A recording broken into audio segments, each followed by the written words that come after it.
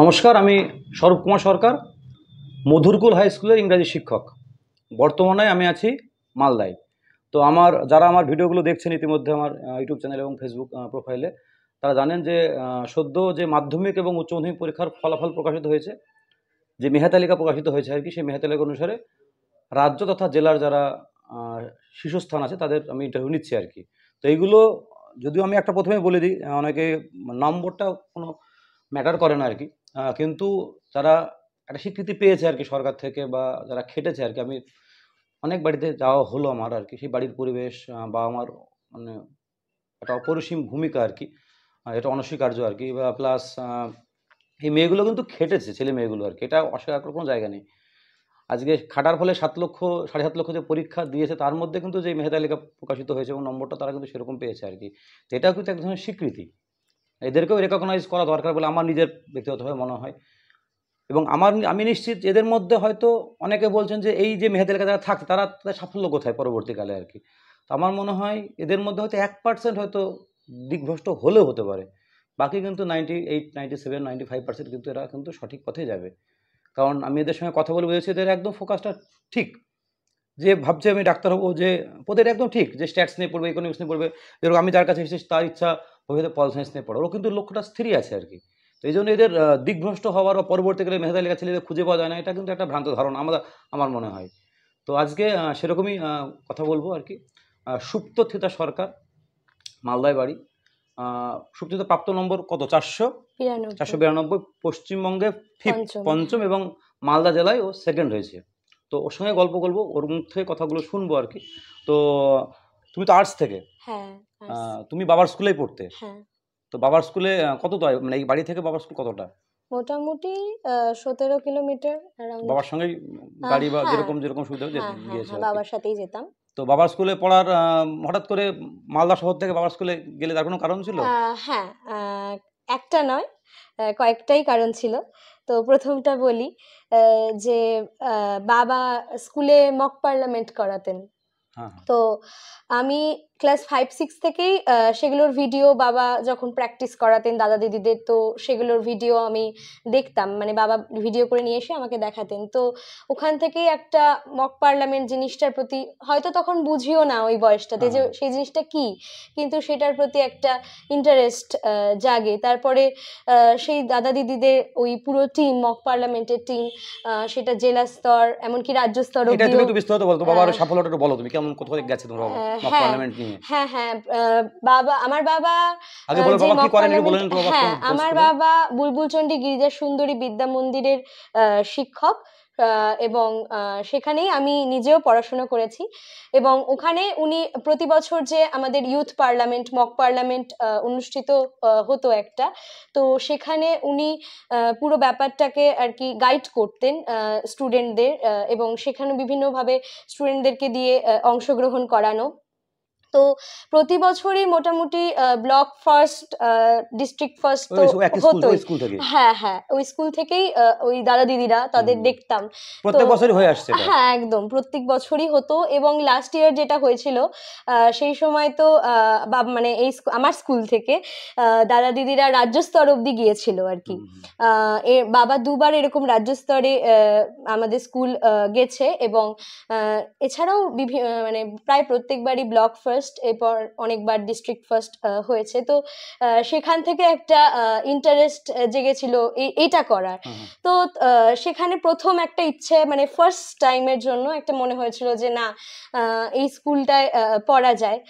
তারপরে ধীরে ধীরে যখন আমি বড় হতে থাকি, 9-10-এ উঠি, তখন এই সাবজেক্টগুলোর প্রতি আমার মানে বিশেষ করে আমার যেগুলো আর্টসের সাবজেক্ট ছিল, হিস্ট্রি, জিওগ্রাফি। প্রথমত তুমি মাধ্যমিকে কত পেয়েছিলে? মাধ্যমিকে আমি 650 পেয়েছিলাম। তারপর তুমি আর্টস নিয়েছিলে? হ্যাঁ, এটা একটা বড় ব্যাপার, অনেকে সায়েন্স নেয় না, কিন্তু তোমার বাড়িতেই হয়তো তোমার অনেকটা হয়তো গাইড করেছিল। হ্যাঁ, অবশ্যই। না, গাইড না, বাবা মা আমাকে কোনোদিনই চাপ দেননি যে তোমাকে সায়েন্স নিয়ে পড়তে হবে কি আর্টস নিয়ে পড়তে হবে, যেহেতু আমরা আর্টস নিয়ে পড়েছি তোমাকেও আর্টস নিয়ে পড়তে হবে, এরকম কোনোদিনই চাপ ছিল না। প্রসঙ্গত বলি, মার পরিচয় দিয়ে দাও, তাহলে দর্শক একটু বুঝতে পারবে আর কি।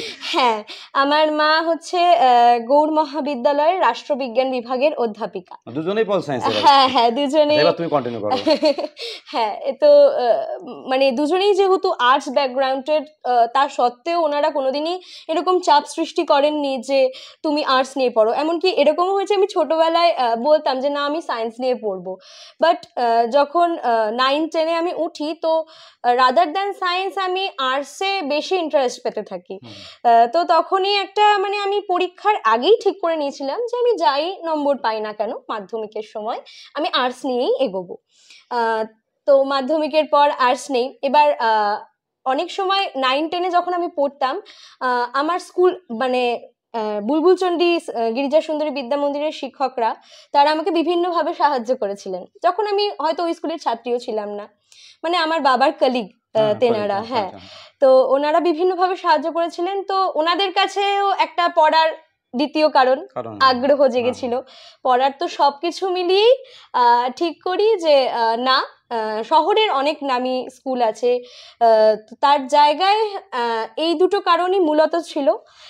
তাছাড়াও বিভিন্ন কারণ ছিল, তবে এই দুটো কারণের মেন ছিল বলে আমি ঠিক করি যে না, এটাতেও বাবা মা কেউই চাপ সৃষ্টি করেনি যে তোমাকে এখানেই পড়তে হবে। আমি স্বেচ্ছায় বলেছিলাম যে না আমি এখানেই পড়তে চাই, এবং আমাকে আমার বাবা মা সাপোর্ট করেছেন এবং তারপরেই আমার এবং তোমাদের স্কুলে যে রেজাল্টটা হলো তো মানে রাজ্যে পঞ্চম, এটা কি প্রথম সবচেয়ে ভালো রেজাল্ট তোমাদের স্কুলে, না এর আগে হয়েছে এরকম রেজাল্ট হয়েছে? না, এতটা বোধহয় হয়নি। 470 মেবি উঠেছে এর আগেও। 492 না, এতটা কোনোদিন ওঠেনি। সেখানে তারা হয়তো তোমাকে, তুমি যে গেছো সেই স্কুলটাও একটা অনেকটা সুনাম হলো আর কি। আমি নিজেকে গর্বিত বোধ করি সেই স্কুলের হয়ে। আমি বলবো না আমি সেই সুনাম উঠিয়েছি, আমি সেই স্কুলে পড়তে পেরেছি। আমার শিক্ষক শিক্ষিকারা আমাকে এতটা সাপোর্ট করেছেন, সব রকম ভাবে সাহায্য করেছেন। এবং শুধু শিক্ষক শিক্ষিকা কেন, আমার বন্ধু বান্ধবীরা তারাও এত, একদম হ্যাঁ, তারাও এত পরিমাণে হেল্পফুল ছিল যে মানে তাদের সাহায্য না পেলে হয়তোবা আজ আমি এই জায়গাটা আসতে পারতাম না। আমি সেই সুযোগটাকে কাজে লাগিয়েছিলাম, যেটা আমাকে টিচাররা শিক্ষাদান করছেন সেটা, তারপরে বন্ধু বান্ধবীরা যে সাহায্যটা করেছেন সেটাকে আমি কাজে লাগিয়েছিলাম। তুমি নিয়মিত স্কুলে যেতে তো বাবার সঙ্গে নিয়মিত একদম? হ্যাঁ, যেতাম মোটামুটি। আচ্ছা, এবার তোমার হচ্ছে যে সাবজেক্ট ওয়াইজ তুমি কত নম্বর যদি পেয়েছো বলো আর কি। হ্যাঁ, আমি বাংলায় পেয়েছি 99, ইংলিশে পেয়েছি 98, হিস্ট্রিতে 95, আর পলিটিক্যাল সায়েন্সে পেয়েছি 98, জিওগ্রাফিতে 98, মিউজিকে 99। আচ্ছা, এবার প্রশ্ন কথা বলি, আমি তো কলকাতা অনেক ইন্টারভিউ, ওর কিন্তু একদম যেটা ট্র্যাডিশনাল আর্টসের সাবজেক্ট সেইটা ছিল, কিন্তু মানে কলকাতা থেকে দেখবেন নরেন্দ্রপুর বা অন্যান্য হুগলির বিভিন্ন স্কুলে কিন্তু ইকো স্ট্যাট ছিল বা ইকো সায়েন্স ছিল, সেখানে কিন্তু ম্যাথ এবং ইকোনমিক্স থাকছে বা স্ট্যাটিস্টিক্স থাকে, নম্বরটা কিন্তু ম্যাথে 100 হচ্ছে, বা বায়োলজি থাকছে কোনো কোনো স্কুলে আর কি। এর কিন্তু একদম পিওর যেটা আর্টসের সাবজেক্ট, যে পল সায়েন্স, হিস্ট্রি, জিওগ্রাফি এবং মিউজিক, সেই সাবজেক্ট নিয়েও কিন্তু 492, যেটা কিন্তু যথেষ্ট কৃতিত্বের কথা। এবং আপনারা যারা আমার ভিডিও দেখেন আর কি, বিভিন্ন স্কুলের শিক্ষক, তারা দেখবেন যে পশ্চিমবঙ্গের অধিকাংশ বিদ্যালয়ে কিন্তু এই সাবজেক্ট থাকে। এমন নয় যে কোনো কোনো স্কুলে স্ট্যাট আছে নেই, সেখানে হয়তো স্যার নেই, পরিকাঠামো নেই, হয়তো একমাত্র কারণ হচ্ছে হয়তো বিষয় শিক্ষক নেই, ফিলোসফি হয়তো বিষয় শিক্ষক নেই, তো সেই স্কুলে ফিলোসফিটা নেই। তো কিন্তু এই কিন্তু একদম পিওর ওইরকম আর্টসের সাবজেক্ট নিয়ে, ভূগোল, ইতিহাস এবং পল সায়েন্স নিয়েও কিন্তু এত ভালো নম্বর পেয়েছে, যথেষ্ট কৃতিত্বের আর কি। আমাদের ভিডিও বানানোর যে মেন উদ্দেশ্য, সাবজেক্ট ওয়াইজ টিপস নেবো, যাতে গেলে পরবর্তীকালে আর্টস নিয়ে পড়ছে আর কি, তারা যেন, আমি তো মনে হয় যে সায়েন্স নিয়ে পড়া বা আর্টস নিয়ে পড়া কোনো হীনমন্যতা নেই। যদি কোনো মানুষ, যে কোনো স্টুডেন্ট যে কোনো বিষয় নিয়ে পড়ে এরকম সাফল্য পাওয়া যায়, ও 492 পেয়েছে, 4টে নম্বর পেলেও পশ্চিমবঙ্গেই হয়তো টপ করতো আর কি। এবং যথেষ্ট ভালো নম্বর পেয়েছে আর কি। আমি তোমার কাছ থেকে, এবং খুব সুন্দর কথা বলছে, আপনারা শুনছেন আর কি। তো সাবজেক্ট ওয়াইজ আমি একটু টিপস নেবো স্পেসিফিক, এটাই মেনলি উদ্দেশ্য ভিডিও বানানো, যাতে করে পরে তারা পরীক্ষা দেবে, সেটা তুমি তোমার যদি বলো, তুমি মানে বাংলায় তুমি 99 পেয়েছো, তো এই যে বাংলায় 99 পাওয়া মানে তোমার ভাষা বা তোমার নিশ্চয় দখল, সেই দখলটা তোমার বাংলার প্রতি মানে যে দখলটা কবে থেকে আসা শুরু হয়? আমি ছোটবেলায় খুব একটা পড়তে ভালোবাসতাম না, কিন্তু পড়তাম, মানে প্রত্যেকটা ক্লাসে পড়তে হয় তাই পড়তাম। কিন্তু মাধ্যমিক পাশ করার পর আমার কেন জানি একটা ইচ্ছা থাকলো যে না পড়ে দেখি তো। এরপর আমার মানে একটু একটু করে যখন পড়তে হয়, তো এমনি এমনি শুরু করেছিলাম যে একটু পড়ে দেখি, কিন্তু ধীরে ধীরে ধীরে ধীরে কখন যে সেটার প্রতি ভালোবাসা চলে এসেছে সেটা হয়তো নিজেও আমি বুঝতে পারিনি। এবং আর্টসের সাবজেক্টের সব থেকে বড় একটা ব্যাপার, 100-এ 100 99 পেয়েছো বাংলা সাবজেক্ট, মানে হয়তো 1 নম্বর হয়তো কোনো রচনা বা কোনো একটা প্রশ্নকে কেটেছে, ফুল মার্কস তুমি পেয়েছো সাহিত্য সাবজেক্টের আর কি। মানে ওটাই আমি বলছি, সাহিত্যে কেন আমাদের কলা বিভাগের যে সমস্ত সাবজেক্ট গুলো আছে সেগুলোতে 100-এ 100 পাওয়া একটু মানে সাধারণত হয় না, কারণ সায়েন্সের ক্ষেত্রে যেগুলো হয় একদম মানে ছাকা ছাকা নাম্বার ওঠে, তো আর্টসের ক্ষেত্রে একটা সাহিত্য তো সেটার জন্য, এবং আমিও কোনো সাবজেক্টেই 100-তে 100 পাইনি সেটার জন্য। তবে হ্যাঁ, আমরা একটা চেষ্টা করতে পারি যে আমি আমার ম্যাক্সিমাম লেভেল পর্যন্ত আমার যে ক্ষমতা সেটা দিয়ে আমি চেষ্টা করতে পারি। যদি স্পেসিফিক বাংলার প্রিপারেশনটা যদি বলো আর কি। হ্যাঁ, বাংলার প্রিপারেশন বলতে যেটা টেক্সটগুলো খুঁটিয়ে পড়েছিল একদম, ওটার তো কোনো বিকল্পই নেই। টেক্সট আমি প্রতিদিন টেক্সট পড়তাম, প্রত্যেকদিন। হ্যাঁ, প্রতিদিন আমি সকালে উঠতাম, যখন সকালে উঠে আমি বাংলা টেক্সট একটা না একটা গল্প আমি পড়তাম, আর রাতে শোয়ার আগে আমি ইংলিশ একটা গল্প পড়তাম, এবং হয়ে গেলে রিভাইজ হতো তাহলে। হ্যাঁ, মানে এটা মানে পড়তামই, আমি রিডিং পড়তাম ওরকম ভাবে না। তো বাংলার ক্ষেত্রে টেক্সটটা তো কমন, ওটাতে তো আর কিছু বিকল্প থাকতেই পারে না। সঙ্গে আমি যেটা করেছিলাম নোটসের ক্ষেত্রে, নোটসটা একটা অ্যাডিশনাল হিসেবে কাজ করে। শুধু আমি নোটস পড়েই পরীক্ষা দিয়ে দেবো তাহলে সেটা আমার মনে হয় না অতটা ফলপ্রসূ হবে, কিন্তু নোটস একটা অ্যাডিশনালের কাজ করে। আমাদের নাম্বার হয়তো 95-এর মতো আমরা টেক্সট থেকে লিখতে পারবো, এরপর যে লাস্ট 5% এই পার্সেন্টেজটা নোটস, এটা নোটসের বেসিস। তো আমি নোটস বানিয়েছিলাম এবং নিজেই, এবং রেফারেন্স বই দেখে না, ইন্টারনেটে সাহায্য, গুগল, ইউটিউবে বিভিন্ন ভিডিও, আমি কিছু সহায়িকারও সাহায্য নিয়েছিলাম, একটাই স্পেসিফিক এরকম না, অনেক কটা সহায়িকা মিলে আমি নিজে। এবং সব থেকে বড় যেটা আমি করেছিলাম, যেটা অনেকেই হয়তো ভুল করে আর কি আমার মতে, সেটা হচ্ছে আমি সাজেস্টিভ পড়িনি, পুরো পড়েছো? সব, আমি একটা চ্যাপ্টার থেকে যা যা প্রশ্ন আসতে পারে সব আমি সব পড়েছিলাম।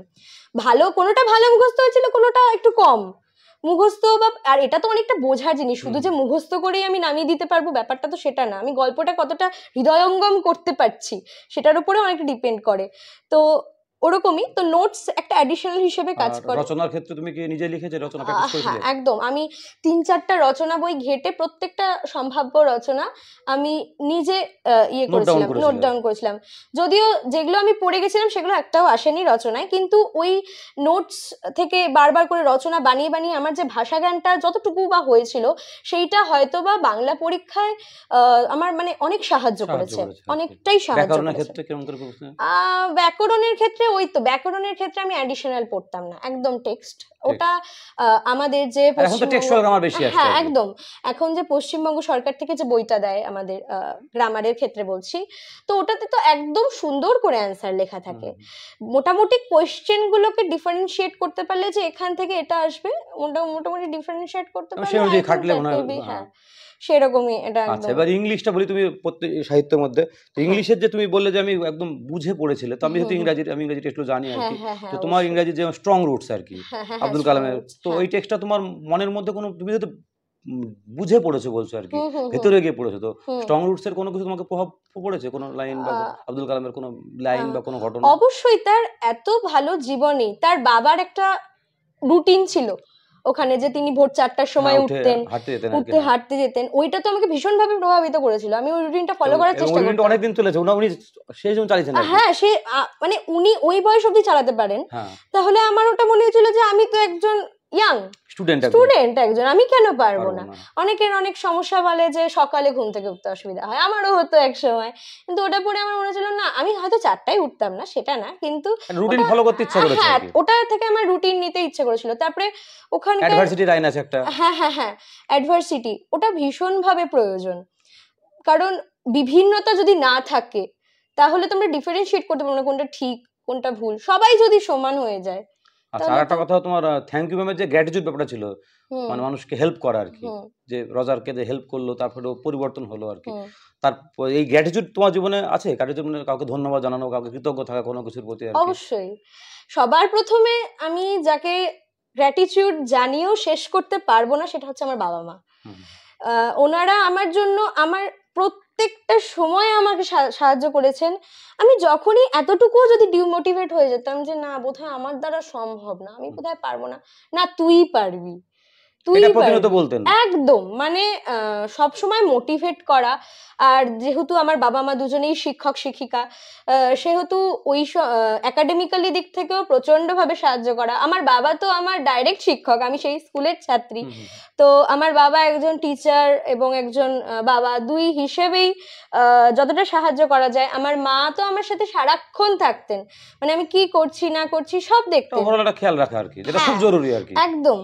এবং শুধু বাবা মাও না, বাবা মা তো প্রাইমারি অবশ্যই, কিন্তু সঙ্গে আমার ঠাকুমা ঠাকুরদা, আমার পরিবারের মানুষজন, আমার কাকুরা, আমার মাসিরা, মানে প্রত্যেকে, আমার আমার বন্ধু বান্ধবীরা, মানে আমি এখনো অবধি যতজন মানুষের সাথে মিশেছি, আমার মনে হয় আমার প্রত্যেকের কাছে কৃতজ্ঞতা রয়েছে। আমি কৃতজ্ঞতা জানাতে চাই তাদের প্রত্যেককেই। আচ্ছা, আচ্ছা। আর একটা ছিল যেটা 3 কোশ্চেনের, যেটা প্রথম প্রশ্ন করেছিল, হ্যাঁ, সবথেকে গুরুত্বপূর্ণ সময় কোনটা আর কি? হ্যাঁ, তো সময়ের ক্ষেত্রে তুমি নাও টাইম, যেটা সবথেকে গুরুত্বপূর্ণ সময়, সেটা তুমি কাউকে কাজে একদম। লাগিয়েছো নাও টাইমটাকে?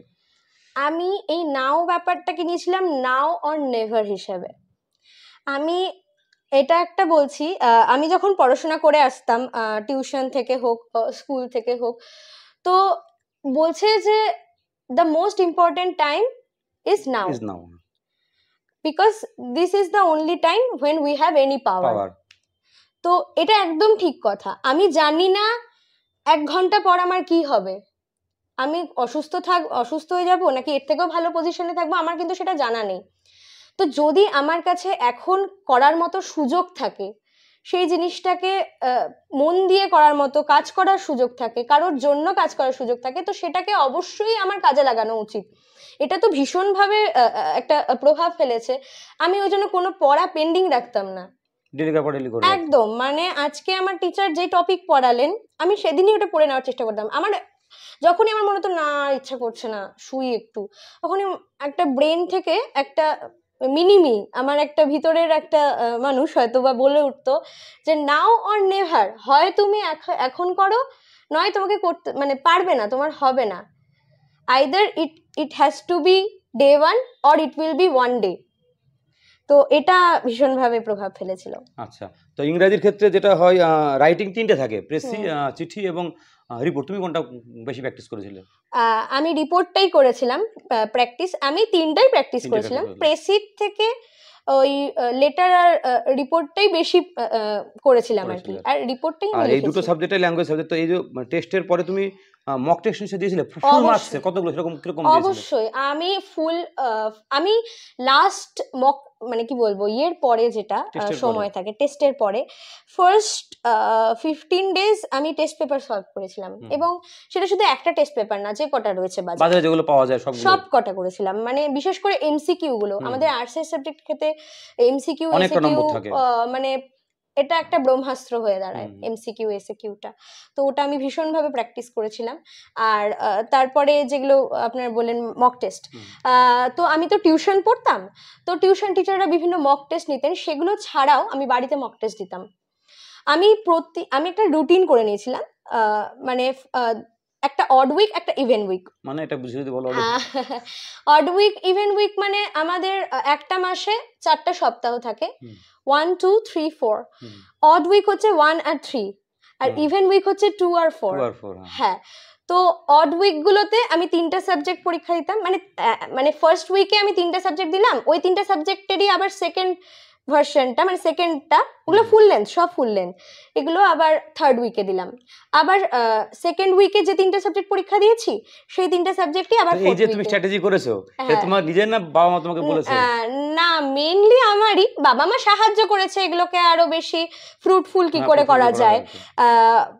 সেটার ক্ষেত্রে সাহায্য করেছে, তবে প্রাইমারিলি আমি এগুলো তো আমি একটা বানিয়েছিলাম। কথা বলি, এই যে বলছে না যে মেহাতে লেগায় নম্বরটা, আমি তাহলে ওর প্রিপারেশনটা কেমন ছিল? এই যে ওর নিজের স্ট্র্যাটেজি তৈরি করা, কতগুলো মক টেস্ট দেওয়া, পুরো মাসটাকে উইকলি ভেঙে সেটাকে কাজে লাগা, প্ল্যান তো ডেফিনেটলি ছিল আর কি।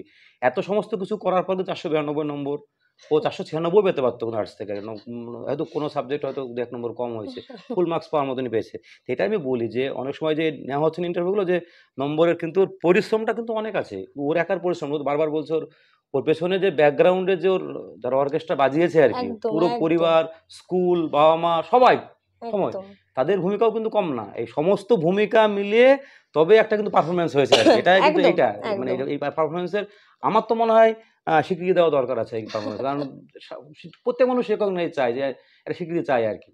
এবার তুমি বলো যে আমি লাস্টে পল সায়েন্সে আসবো আর কি, আচ্ছা। তারপরে ভূগোল তুমি বলো, ভূগোলটা যদি বলো, ভূগোলটা কেমন। আহ, আর একটু অনেকে বলছে বইয়ের নাম, হ্যাঁ ইংলিশ বাংলা টেক্সট বই ছিল সরকারের, হ্যাঁ এবার হ্যাঁ এই ভূগোল বইয়ের নাম যদি তুমি সাজেস্ট করো, বইয়ের নাম আমরা জানতে চাচ্ছি আর কি। হ্যাঁ, বইয়ের নাম আমি বলতে পারি, আমি কোনো প্রমোশনাল না না কিছু না, হ্যাঁ, তুমি যেটা পড়ছো আমি তুমি নিজে যেটা সেটাই, পড়েছি আমি সেটাই সেটাই, বলছি। হ্যাঁ, সেটাই। ভূগোলের ক্ষেত্রে আমি বিবি কুন্ডু ব্রাদার্সের সমরেন্দ্রনাথ মোদকের বইটা ইউজ করতাম, এবং কোনো অ্যাডিশনাল আমি কোনো ইউজ করিনি, মানে একটাও সহায়িকা আমি ইউজ করিনি, আমি শুধু ওটাই ইউজ করেছিলাম।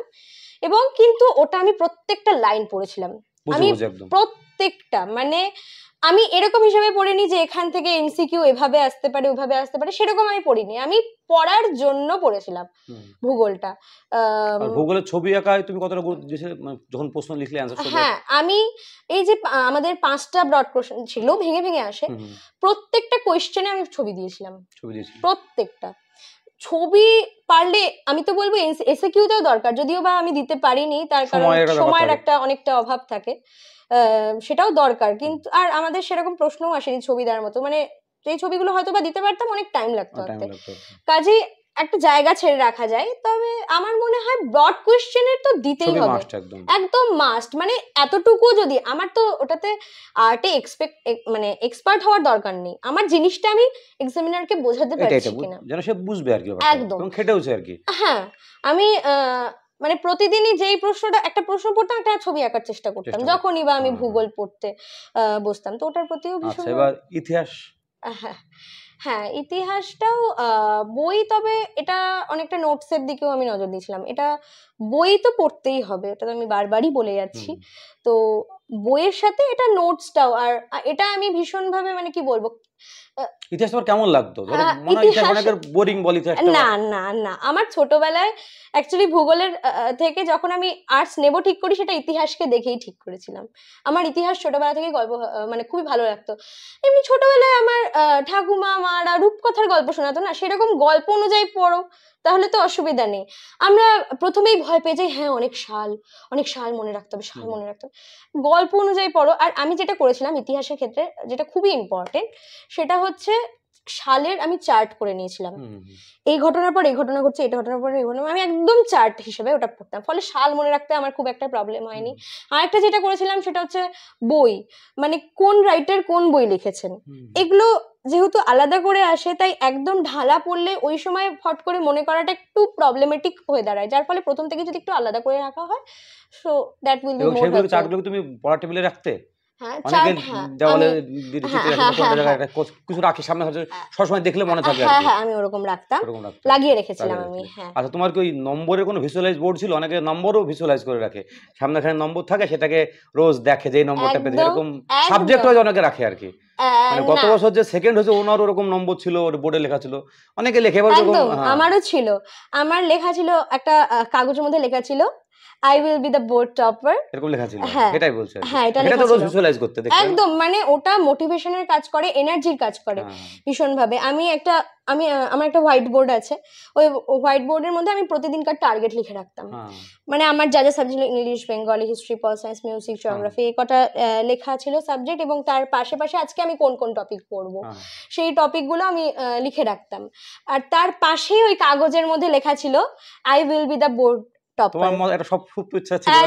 একদম ছিল, ইচ্ছে ছিল, আমি অনেকে বলে বিশ্বাস ছিল যে আমি হবই, এরকম ছিল না, কিন্তু আমার একটা ইচ্ছে ছিল হওয়ার, 1 বছর ধরে সেটা থাকতো। এবার ওখানে আমি লিখেছিলাম I will be the board topper, আজ করব, লক্ষ্য ঠিক রাখবো, ফল ঠিক পাবো। তারপরে তোমার ডিস্ট্রাকশনগুলো আমাকে বাদ করে দাও, মোবাইল দেখা বা অন্য কোনো কাজ করা। হ্যাঁ, একদম, আমার মোবাইল দেখার খুব একটা নেশা ছিল না, ভাল লাগতো, যেমন আমার ট্রাভেল ব্লগ বানাই আমি, তো ওই কাজটা করতে ভীষণ ভালো লাগতো। আমার ইউটিউবে চ্যানেল আছে বারবিস জার্নি এনজয় নামে, তো ওগুলো করতে ভীষণ ভালো লাগতো, আমি ওখানে ভিডিও পোস্ট করি, তাই বলে আমি নেশাগ্রস্ত কোনোদিনই ছিলাম না। এবার ওখানে ওই কাগজে আমার লেখা থাকতো, আর ওখানে 490 আমি লিখে রেখেছিলাম। হ্যাঁ, পেয়েছি 2 নম্বর বেশি, কিন্তু আমি 490 আমি টার্গেট করে আমি সব পরীক্ষা, এই টার্গেটটা থাকা খুব জরুরি আর কি, একদম জরুরি, নিজেকে রোজ মোটিভেট করা যায় একদম। আর ওটা মানে মোটিভেট মানে কি, আমার যখনই মনে হচ্ছে না একটু, আর একটা কথা বলো, এনার্জি, ওই যে পড়ার একটা উৎসাহ, আমি কেন পড়বো, একদম পড়তে ভালো লাগছে না, কিন্তু ওইটা দেখলে মনে হয় আমাকে পড়তে হবে, একদম পড়তে হবে, মানে ওটা হতে হবে, ওটা আমার মোটিভেশন, ওটাকে মোটিভেশন হিসেবে ভীষণ কাজ করেছে। যখনই আমার একটু শরীরও খারাপ লাগতো বা অসুস্থ অসুস্থ লাগতো যে না ভাল লাগছে না আজকে, তখনও জানি না ওইটা, মানে আমি হয়তো আমার জ্বর হয়েছে, তাও না ওইটা দেখে আমার মানে অনেকটা বেশি মানে এনার্জি ফিরে পেতাম, আমি অসুস্থ থেকে অনেকটা সুস্থ হয়ে যেতাম যে না আমাকে ওটা করতে হবে, ওই ওইটা দেখে দেখে আমি ওটা লিখে রেখেছিলাম। ওটা আর দুটো সাবজেক্ট বাকি থাকলো, ও বাবা দুজনে পল সায়েন্সের, পল সায়েন্স নিয়ে পড়বে, আর মিউজিক আছে, লাস্টে আমরা গান শুনবো, ভিডিওটা দেখবেন পুরোটা, লাস্টে একটা গান 3-4 মানে যতটুকু সম্ভব ওর পক্ষে, মানে ক্যামেরার সামনে ওর। আর পল সায়েন্স নিয়ে, পল সায়েন্সে ও পল সায়েন্স নিয়ে পড়তে যাই, কথা বলছিলাম আর কি। তো পল সায়েন্স তোমার বাবা মার জন্যই কি ভালো লাগতো, তুমি পল সায়েন্স ইন্টারেস্ট ছিল তোমার, ইউথ পার্লামেন্টে ওখানে পল সায়েন্স রিলেটেড ছিল আর কি? ওখান থেকেই ফার্স্ট ইন্টারেস্টটা গ্রো করে। এরপরে পল সায়েন্স 11-এ পড়ি, 11-এ পড়তে পড়তে আরো পল সায়েন্সের প্রতি ইন্টারেস্ট, মানে তার আগে যখন আমি পল সায়েন্স নিয়ে পড়িনি তখন আমার ইচ্ছে ছিল আমি হিস্ট্রি নিয়ে পড়বো, কিন্তু তারপরে যখন আমি পল সায়েন্স নিজে থেকে পড়া শুরু করলাম, এবং বাবা মা তো সারাক্ষণই হেল্প করেইছেন যে এভাবে পড়, এভাবে পড়লে ভালো হয়, মানে সেটা তো আমি একটা, বাবাকে নোটস টোট বানিয়ে দিয়েছেন নাকি বাড়িতে সময় সুযোগ করে? নোটস মানে কি বলবো, অ্যাড করে দিতেন, আরো কি করে ওটাকে তুমি লিখতে সেগুলোকে আরো অ্যাড করে দিত আর কি? হ্যাঁ, নোটস আরো বেশি মানে আরো ভালো কি করে হয় সেটা করে দিতেন। তো এগুলো তো একটা অ্যাডিশনাল পাওয়া, অবশ্যই, সেটা তো কিছু বলার নেই। তুমি পল সায়েন্স নিয়ে পড়বে, তো কোন কলেজে ইচ্ছা আছে কোনো? তো এখন নিশ্চয়ই বেরোয়নি কিছু, তবু একটা মনের ইচ্ছা, কোথাও মালদায় থাকবে না বাইরে যাবে? না, আমার কলকাতার দিকে বিভিন্ন কলেজ রয়েছে, লেডি ফর্ম ফিল আপ করার পর যেখানে চান্স পাবে সেখানে, বেথুন হতে পারে, লেডিবন হতে পারে, যেখানে হতে পারে। তো তবে একটাই মেয়ে, হ্যাঁ, তো বাড়ির বাইরে থাকতে হবে, সেরকম কিছু মন খারাপ ব্যাপার থাকছে নাকি? মন খারাপ তো আছে, এবার কিন্তু জীবন করতে গেলে তো কিছু পেতে গেলে কিছু ছাড়তে হয়। আচ্ছা আচ্ছা। আর এবার যেটা বলছি, তোমার পল সায়েন্স নিয়ে চুজ করলে আর কি, তার পেছনে তুমি পরবর্তীকালে কি তোমার স্বপ্ন আছে পল সায়েন্স নিয়ে পরবর্তী ক্যারিয়ারটা তুমি ভাবছো নিশ্চয়ই কিছু একটা? হ্যাঁ অবশ্যই। সেটা ভাবনাটা কেমন আছে? আমার মা অধ্যাপিকা রাষ্ট্রবিজ্ঞানের, সেখান থেকেই আমি ছোটবেলা থেকে এটা একটা ইচ্ছা ছিল, এটা চেঞ্জ হয়নি যে আমি অধ্যাপিকাই হব রাষ্ট্রবিজ্ঞানে। কিন্তু তুমি জানো তো রাষ্ট্রবিজ্ঞান নিয়ে পরে দিল্লি জেএনইউতে ইন্টারন্যাশনাল রিলেশনস নিয়ে পড়া যায়। হ্যাঁ, ইন্টারন্যাশনাল রিলেশনসই মেন ইচ্ছে আছে।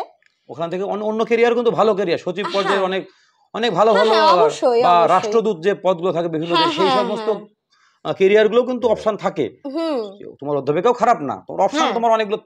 অনেকে বলে না পল সায়েন্স পড়ে সেরকম কোনো, কিন্তু যদি কেউ পল সায়েন্সটা খুব ভালো করে পড়ে, রিসার্চ লেভেলে পড়ে, তাহলে কিন্তু স্কোপটা অনেক বৃহত্তর ক্ষেত্রে অনেক বেশি আছে। সেটা তো আপাতত এটা ঠিক করে রেখেছি। এবার তো পড়াশোনার বাইরে ওর হবি বললো আমি ট্রাভেল ব্লগ করি। বাবা কিন্তু বাবার একটু শখটা তুমি বলে দাও। হ্যাঁ, আমার এটা ট্রাভেল ব্লগ, এই আমার ইয়েটা জন্মানোর আর কি, এই ইচ্ছেটা বা এই ইন্টারেস্টে জন্মানোর একটা one of the major cause. আমার বাবা একজন ওয়াইল্ড লাইফ ফটোগ্রাফার, বনে জঙ্গলে সারাক্ষণ বলতে প্রতি মাসেই প্রায় ঘুরে বেড়ান এবং সঙ্গে আমাকেও নিয়ে যান, যার ফলে মা শুধু যায় না। না আমার মা না সেটা তো ঠিকই, বাবা আমাকে তিনজনে মিলেই যাই। তো বাবা যখনই ছবি তুলতে যান, তো আমার একবার একটা সময় গিয়ে কোভিডের ঠিক পর আমার মাধ্যমিকের আগে, তখন ওই সময় আমি চ্যানেল খুলেছিলাম। তো ওই সময় গিয়ে আমার কেন মনে হলো একটা ভিডিও বানাই, মানে যাচ্ছি তো ঘুরছি তো নিজের চোখ দিয়ে দেখছি, এবার একটা ভিডিও বানাই। এবার বানিয়ে না আমার পরপর তারপরে বাড়িতে এসে আমি ওই ভিডিওগুলো দেখলাম, পরপর খন্ড খন্ড হয়ে আছে, বেশ পরপর হয়ে যায়, একটু যোগ করি তো, ভিডিওগুলোকে মার্চ করি তো কেমন লাগছে, মার্চ করে তারপরে মনে হলো এটা তো ব্লগ হয়ে গেল, একটা ট্রাভেল ব্লগ, এটাতে যদি আমি একটু কথা বসিয়ে দিই তাহলে তো একটা ব্লগ হয়ে গেল। এবার তখন আমার মনে হলো এটা একটা উপায় হতে পারে, এরকম বহু মানুষ আছেন যে বিভিন্ন কারণে হয়তো বা ঘুরতে যেতে পারেন না, তারা যদি আমার চোখ দিয়ে আমি তাদেরকে দেখাতে পারি, তো সেটা একটা ভীষণভাবে ইচ্ছে জাগলো। তো ওখান থেকেই আমার ট্রাভেল ব্লগ আমি শুরু করি, এবং বাবা অবশ্যই সাপোর্ট করেছে, প্রতি মাসে আমাকে ঘোরাতে নিয়ে যেত। তো ওগুলো শুনছিলাম তো বাবার ভূত নর্থ বেঙ্গল মোটামুটি পুরোটা ঘোরা হয়ে গেছে। একদম একদম, আমারও তাই। আর আমরা লাস্টে চলে এসেছি, তো কথাবার্তা নিশ্চয়ই আপনারা শুনছেন, খুব ভালো কথাবার্তা এবং গুছিয়ে কথা বলতে পারে ভালো আর কি। আর গান আমরা লাস্টে একটু শুনে নেবো আর কি। আর আমরা কিন্তু মালদায় আছি, হ্যাঁ। আর ওর বাবার সঙ্গে, বাবা মা দুজনের সঙ্গেই আমি একটা কথা বলি আর কি, না ওর মানে গানটা শোনার পর ভিডিও শেষ করবো আর কি, যে মালদায় আমরা বেশ কয়েকটা ইন্টারভিউ নিলাম, প্রত্যেকেই খুব ভালো আন্তরিক আর কি, মানে আমরা হয়তো করিমপুর থেকে আসছি আর কি, দমকল থেকে আসছি আর কি, তো এরা কিন্তু অনেক সময় আমরা আমার আজকে একটু সমস্যা হচ্ছিল আর কি, আমার রাস্তাঘাটে জ্যাম ছিল, কিন্তু এরা হেল্প করেছে আর কি, অনেক রাস্তাঘাটে পথ নির্দেশ যেটাকে বলা হয় আর কি, বা আন্তরিক ব্যবহার আর কি, খুব ভালো। মানে বাড়ির, আমি একটা কথা বলি, বাড়ির পরিবেশটা কিন্তু না না, অনেকে বলেন যে বাড়ির পরিবেশটা কিন্তু এই সাফল্যের পেছনে একটা দায়ী কিন্তু। একদম। বাড়ির একটা পরিবেশ, ছোট থেকে একটা বাড়ির পরিবেশ আর কি, এটা আমার আমার আমি অনেকগুলো তখন নেওয়া হলো, কিন্তু এটা আমার ভেতরের উপলব্ধি বলছি। অতএব ছেলে মেয়েকে দোষারোপ করার আগে আগে বাড়ির পরিবেশটাকে ঠিক করা জরুরি বলে আমার আমার একদম। আমার খুব তাই মনে হচ্ছে। হয়তো আমার বাড়ির পরিবেশ হয়তো আমি 100% ঠিক করতে পারি না, আমি কিন্তু এগুলো অনেক শিখছি আর কি, যে আমাকেও অনেকটা চেঞ্জ করতে হবে, বাড়ির পরিবেশটা অনেক চেঞ্জ করতে হবে, তবেই কিন্তু একটা এরকম মানে সাফল্য পাওয়া যায়। শুধু নম্বরে আমি নিশ্চিত ও, ওর যেরকম আমি দেখছি মনের জোর বা মোটিভেশন আছে, ও কিন্তু যে লাইনে ও টার্গেটটা করছে সেখানেও সফল হবে। অপশন অনেক থাকলেও কিন্তু পল সায়েন্স নিয়ে পড়ার, ও একটা দিকে সফল হবেই। ABCD থাকছে পাশাপাশি, কিন্তু A নাই B নাই C কিছু তো একটা হবেই, সাফল্য পাবেই আর কি। তো সেই দিকে কিন্তু ওর মানে লক্ষ্যটা স্থির আর কি। অতএব ও যে এই যে 492 পরে হারিয়ে যাবে বা হারিয়ে যাওয়ার মেয়ে কিন্তু নয়, আমার মনে হচ্ছে আর কি। সকলে হ্যাঁ, আশীর্বাদ। এটা ও ওর জীবনে অনেক সাফল্য পাক। ও মা বা বাবা তাকেও সাফল্যকে ছাপিয়ে যাক। বাবা মার সাফল্য শেখায়নি যে আমার মেয়েটি আমার থেকেও আমাকে ছাপিয়ে যায় আর কি। ওর মা অধ্যাপিকা, ও তো এর থেকেও আরো বড় জায়গায় যেতেই না যাওয়ার কিছু নেই। ও তো আরো এখনকার দিনে স্কোপটা অনেকটা বেশি থাকছে আর কি। আর তাছাড়া ও খুব সুন্দর গুছিয়ে কথা বলতে পারে, খাটতে পারে, তাহলে না পাওয়ারও কিছু নেই আর শুধু ওকে কি লক্ষ্যটা মানে বাইরে পড়তে গেলে কি হয়, অনেক সময় কি হয় একটু একটু ডিস্ট্রাক্ট হয়ে যায়, সেটাকে হ্যাঁ। অনেক সময় ঠিক রাখতে হবে আর কি। হুম। তো একদম শেষে চলে এসেছি, আমরা একটু গান শুনে নেবো একটা, তোমার যে খুশি একটা গান দিয়ে আমরা শেষ করবো ভিডিওটা। আচ্ছা, তোমার ইচ্ছে, তোমার যে কোনো 4-5 লাইন, যে কোনো তোমার তোমার ইচ্ছা মতো তুমি একটা গান। একটা গান আমার ডিউরিং মাই প্রিপারেশন জার্নি প্রচন্ড মোটিভেট করেছিল, তো সেই গানটাই গাই। সুখ বলে ওঠো সারি, ঘুমায় না, এ জীবন গেলে ফিরে আসে না আবার। সুখ বলে ওঠো সারি, ঘুমায় না, মনে রেখো এ সংসারে যারা করো বাস, সংসারের শান্তিতে রাখি অভিলাষ, আসে যায় সুখ দুঃখ, আলোক আধার, এ জীবন গেলে ফিরে আসে না আবার। সুখ বলে ওঠো সারি, ঘুমায় না। খুব সুন্দর। লাস্ট শেষ করবো তো, তুমি যারা পরীক্ষা দিবে এবার 11 হ্যাঁ, 12 হ্যাঁ, হ্যাঁ। তাদের প্রতি কিছু, তোমার কিছু টিপস দিয়ে ভিডিওটা শেষ করবো আমরা। আহ, লাস্ট একদম শেষ মুহূর্তের টিপস একদম। হ্যাঁ, ট্রিপস বলতে আমি বলবো যে একটা স্ট্র্যাটেজি, প্রত্যেকের স্ট্র্যাটেজি আলাদা, প্রত্যেকের মাইন্ড আলাদা, আমরা প্রত্যেকে মানুষ স্বতন্ত্র নিজস্ব দিক থেকে। তো আমি বলবো প্রত্যেকের নিজের একটা স্ট্র্যাটেজি তৈরি করো, কাউকে কপি করতে বলছি না, ফলো করার চেষ্টা করো, কপি নয়। তো প্রত্যেকে একটা স্ট্র্যাটেজি, যে আমি এভাবে এভাবে এভাবে এভাবে পড়বো, টার্গেট, ছোট ছোট টার্গেট নাও, টার্গেটগুলো ফুলফিল করার চেষ্টা করো। ফুলফিল না হলেও কোনো অসুবিধা নেই, আমার এরকমও হতো যে আমি যে যে টার্গেট নিয়েছি আমার একদিনে ফুলফিল হয়নি, তবে চেষ্টা করতে হবে, চেষ্টার কোনো বিকল্প নেই। কাজেই টার্গেট ফুলফিল করার চেষ্টা করো, ভালো মতো টেক্সট বইগুলোকে প্রাইমারি ইম্পর্টেন্সই দাও। নোটস অ্যাডিশনাল রয়েছেই, ঠিক আছে, কিন্তু শুধু নোটস পড়ে সাজেশন ভিত্তিক পড়া একটু কমাতে হবে, টেক্সচুয়াল বেশি হতে হবে, কারণ কোয়েশ্চেনগুলো আজকাল সেরকমই আসছে। ডিটারমাইন্ড হতে হবে, ডেডিকেটেড হতে হবে, আর একটু মেডিটেশন করলে ভালো আমাদের। তুমি মেডিটেশন করতে? হ্যাঁ, আমি করতাম। আমি খুব খুব উপকার দেয় এটা খুব খুব মানে এটা যদি আমি একটু স্নান বলো, করে এখন উঠে, এখন ট্রেন্ডিং মেডিটেশন চলছে, হ্যাঁ একদম, একটু একটু যদি বলো মেডিটেশনটা, যেহেতু আমি প্রসঙ্গ উঠলো আর কি এজন্য। হ্যাঁ, আমি মেডিটেশন করতাম বলতে আমি জব করতাম আর কি। হুম। আমি কৃষ্ণ নাম জব করতাম আমার গোপলুর। আর আমি এমনি পুজো আমার তো এমনি ঠাকুরের প্রতি ভীষণভাবে আস্থা রয়েছে, তো স্নান ধান করে উঠে আমি নাম জপ করতাম, যার ফলে একটা মেডিটেশনও হতো। তো সেইটা ভীষণভাবে হেল্প করেছে, কারণ মনকে একাগ্র করতে বা একটা জায়গায় স্থির করতে খুব এখনকার দিনে বেশি জরুরি আর কি। প্রচন্ড মন জরুরি, অনেক ডাইভার্ট হয়েছে এখনকার দিনে। একদম একদম। তো স্থির করতে আমার মতে মেডিটেশন ইজ মোস্ট ইম্পর্টেন্ট, তো আমি করতাম করতে আর কি। এটা এখনকার দিনে খুব যোগা কিছু করেছিল, যোগা আমি সেরকম মেডিটেশনটাই অনেকটা হেল্প করেছে, মেডিটেশনটাই অনেকটা হেল্প করেছে, ওটা আমি বা করতাম। মিউজিক গান শিখতে গেলেও কিন্তু একটা মন একদম একদম। আর মিউজিক আমি যে পড়াশোনার এই সময়টা চালিয়েছি বলে মিউজিকটাকে সময় দেইনি, যে শুধু মিউজিক বইটাই পড়েছি গান করিনি, সেরকমও কিন্তু না। আমি গান প্র্যাকটিস করতাম, আমি প্রতিদিনই গানের জন্যও সময় দিতাম, আমি সবকিছুই করতাম। খেলাধুলা দেখেছো? খেলাধুলা দেখতে কোনো খেলাধুলা? হ্যাঁ, আমি ক্রিকেট দেখেছি গোটা আমাদের যেটা কি বলে ওয়ার্ল্ড কাপ, গোটাটা দেখেছি আমি। আমি ক্রিকেট দেখতে ভালোবাসি ভীষণ। আমার এমনিতে তো বিরাট কোহলির ভীষণ ভালো লাগে, আর নতুনদের মধ্যে শুভমান গিল ভীষণ ভালো লাগে। ফুটবল আমি লাস্ট ফিফা ওয়ার্ল্ড কাপটা দেখেছিলাম, আর্জেন্টিনা জিতলো, হ্যাঁ মেসি জিতেছে। আর বোধহয় গোল্ডেন বুট পেয়েছিল এমবাপে, তবে এমবাপের খেলাটাও আমার খুব ভালো লেগেছিল, খেলাধুলা দেখতাম, ভীষণ ভালো লাগে। সবকিছুই জরুরি, শুধু আমি গোদ ধরে পড়াশোনা করে গেলাম, অলরাউন্ড হলে বেশি ভালো আর কি। চেষ্টা করতে হবে সবকিছু করার, আমার সবকিছুর প্রতি ইন্টারেস্ট ছিল। তোমার তো বলি, তোমার তো এইগুলো, তোমার কি পরবর্তীতে সিভিল সার্ভিস হওয়ার কোনো ইচ্ছা আছে? সিভিল সার্ভিসে ইচ্ছে বলতে হ্যাঁ, ইচ্ছে হয়তো একটু আছে, কিন্তু ওটা একদম মানে ওটাই যে ডিটারমাইন্ড সেরকম ব্যাপার নেই। ইচ্ছেও বলতে ওটা আমি ওই সময় আমি অধ্যাপিকাটাকেই প্ল্যানে ধরছি, ওটাই। সিভিল সার্ভিসে যে আমি যাবো ওরকম খুব একটা ইচ্ছে নেই, ওই আর কি। তো এটাই খুব ভালো লাগলো আমার কথা বলার সঙ্গে, একদম মানে ওর পুরোটাই একদম প্ল্যানিং। মানে আমি তো বললাম যে আমি যে ইন্টারভিউগুলো নিচ্ছি না, অনেক কিছু শিখছি আর কি। তো আপনারা পুরো ইন্টারভিউটা যদি আরেকবার দেখেন আর কি, তাহলে ওর যে কনফিডেন্স লেভেল কোন লেভেলে ছিল আর কি, মানে টপার, ও কিন্তু টপার হয়েই গেছে।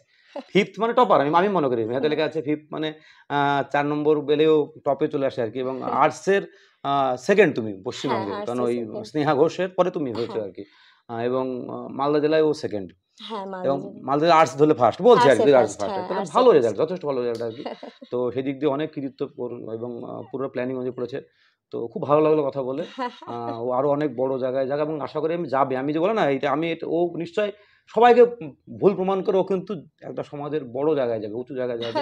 এবং একটা মানে হয় না, অধ্যাপিকা তো অনেকে হয়, কিন্তু এটা হয় না নাম করা অধ্যাপিকা, যে যার সমাজে অনেক কন্ট্রিবিউশন থাকে, শুধু তাই অধ্যাপিকা হয়ে গেলাম না, সমাজকে কিছু ফিরে দেওয়ার ব্যাপার থাকে আর কি। সেরকম কিছু একটা হোক আর কি, ও আশীর্বাদ করছে আর কি।